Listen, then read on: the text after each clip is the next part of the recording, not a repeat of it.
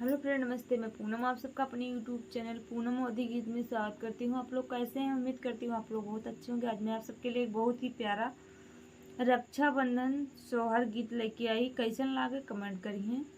रक्षाबंधन गीत भाई बहन को ऊपर है और कैसन लागे, बहुत दर्द भरा है। कैसन लागे कमेंट जरूर करिए। गर्भ कै मातल बाही, गर्भ कै मातल हथिनिया हाउद नाही थामई, हाउद नाही थामई हो। रामा धनवा से मातल बहिनिया नहीं हरवा, नाही आवै नहीं हरवा, नाही आवै हो।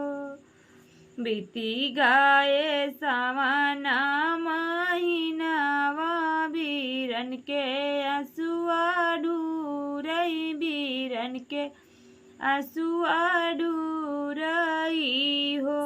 रामा नहीं आई बहिनी हमारा कालैया, हमारी सुनी कालैया, हमारी सुनी हो। रामा नहीं आई बहिनी हमारा कालैया, हमारी सुनी कालैया, हमारी सुनी हो। जेकरनी बाटी बहिनिया उहा, जेकरनी बाटी बहिनिया कौरी झंखैया, कौरी झंखाई हो।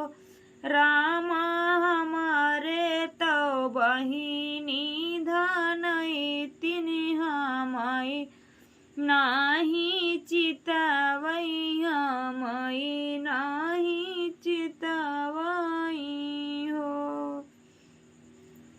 पियावा के रुआवत धनिया, अरे पियावा के रवत देखी धनिया, तो चढ़ी गैया टरिया, तो चढ़ी गैया टरिया हो। रामा हथवा में ले फूला दोनावा, तो सूरजू मनावई, तो सूरजू मनावई हो। सूरजू के आहू के बनाया मिरवा, तो केहू के गरीब बा, तो केहू के गरीब बाई हो। रामा कियाहू के किया मजबूर, संकट मोरा काटो, संकट मोरा काटो हो।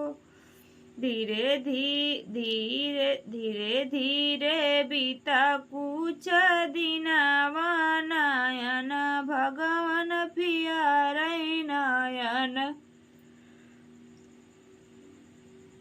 नयन भगवान पियारई हो।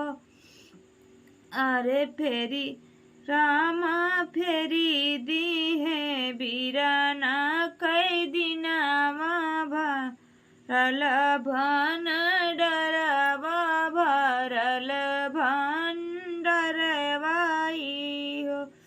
रंग दी है गहबड़ पियरिया, तो बांधी धागा ठरिया, तो बांधी धागा ठरियाई हो। पिया चला जात्या नन के देश, ननद यानी लावौ, ननदी आनी लावौ हो।